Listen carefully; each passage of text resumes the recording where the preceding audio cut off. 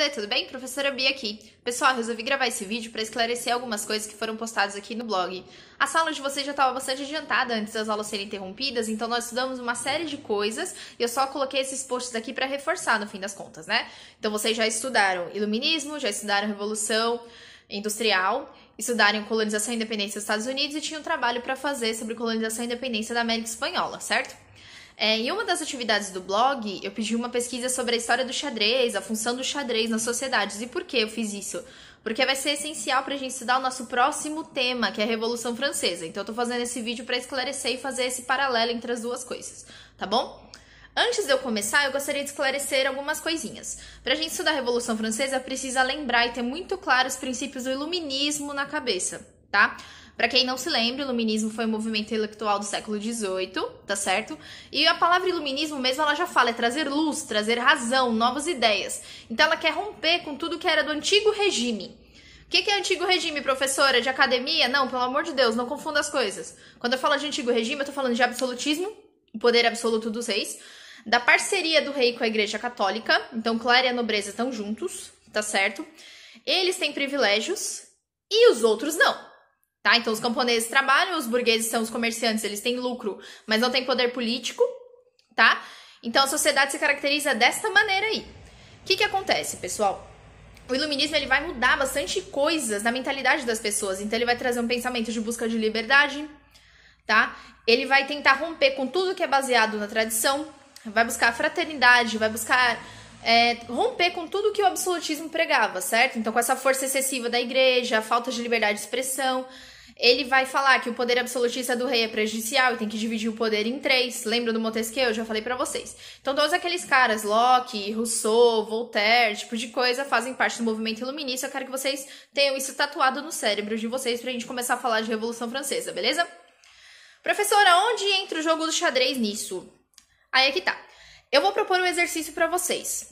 Conforme eu vou falando um pouquinho do jogo do xadrez, eu quero que vocês pensem se tem alguma coisa parecida ou não com o antigo regime, beleza? Então, prestem atenção no que eu vou explicar. O jogo do xadrez, ele é bastante antigo. A gente não sabe se ele foi inventado na Europa, se ele foi inventado na Ásia, tá? Dizem que ele é uma variação do jogo indiano chamado chaturana, tá? Porém, ele tem algumas regras. O jogo do xadrez, ele tem 32 peças, sendo 16 brancas e 16 pretas, tá? E o objetivo do jogo principal é você conquistar o rei, você derrubar o rei. Então já pega uma referência aí, certo? Então vamos lá. Como eu falei pra vocês, a principal peça é o rei. Então o objetivo do jogo é você derrubar o rei. A peça que fica ao lado do rei é a rainha. Então a rainha, ela tem mais movimentações, ela é livre assim para se movimentar, ela só não faz o movimento do L, que é o de outra peça que eu vou falar já já, certo? E o objetivo dela é proteger o rei. Depois nós temos o bispo. O bispo, pessoal, aí vocês pensam aí direitinho, será que tem alguma referência? O bispo, ele anda em diagonal pelo tabuleiro, tá? Nós temos cavalos, que são dois. O cavalo que faz o movimento do L, que eu falei pra vocês. Então, ele pode pular outras peças, enfim. E, por fim, nós temos torres.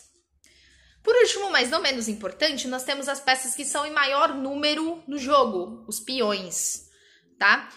Então, professora, por que tem peões a mais? Vocês vão entender. Tem 8 peões ao todo. Será que a gente consegue fazer um parâmetro agora que a gente já conhece as peças do xadrez? Dá pra gente entender exatamente como é a sociedade da França só usando o xadrez, pessoal. Então, a França, antes da Revolução, ela era dessa seguinte maneira, ela seguia o antigo regime. Então, o rei, a rainha representavam a nobreza. O bispo representava a Igreja Católica, toda a força e legitimidade que a Igreja Católica dava para esses reis. O cavalo representa a força bélica, a força de guerra, os cavaleiros do rei, aqueles que protegem o rei, certo? E as torres nada mais são do que os locais de moradia dessa nobreza, os castelos, as suas fortalezas. Professor, e os peões onde entram nessa? Os peões, pessoal, eles são em grande maioria no tabuleiro, porque na sociedade francesa daquele contexto, os peões eram a maioria na população também. Eu tô falando dos camponeses. E aí eu também incluo os burgueses, tá, pessoal? Lembrando, assim como eu falei no começo do vídeo, os burgueses, eles só têm dinheiro, eles são comerciantes, mas eles não têm poder político, tá bom? Então eles também estão ali junto com os camponeses, um pouquinho a mais porque eles têm mais condições, mas eles também estão ali junto com os peões nesse momento, tá certo? Perceberam? Tem bastante semelhança, dá pra estudar as duas coisas. Então, a sociedade francesa, a gente pode definir que ela era dividida em 3 estados. Então, o primeiro estado sendo o clero, o segundo estado era a nobreza, todo mundo que fazia parte da nobreza, e o terceiro estado, os camponeses e os burgueses. E era a maioria da população naquele momento, certo? Eu posso definir que a sociedade francesa era mais ou menos como vocês vão ver aí nessa imagem que eu vou colocar agora.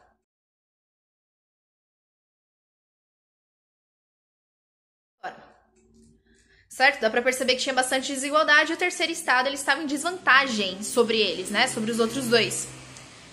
Agora, a última provocação do vídeo.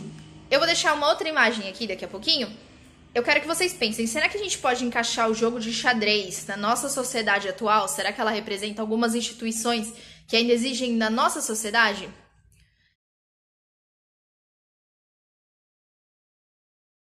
E isso a gente vai ficar de lição de casa pra gente pensar no nosso próximo encontro para entender a Revolução Francesa e os dias atuais, tudo bem? Eu espero que vocês tenham gostado, pessoal, que tenha ficado claro para vocês conhecerem um pouquinho do jogo de xadrez, tá? Se vocês tiverem dúvida, me achem em qualquer outra rede social possível. Me avisem se vocês gostaram do vídeo, que eu tento postar mais conteúdos dessa maneira, tá certo? A gente se fala logo mais. Tchau, tchau, até a próxima.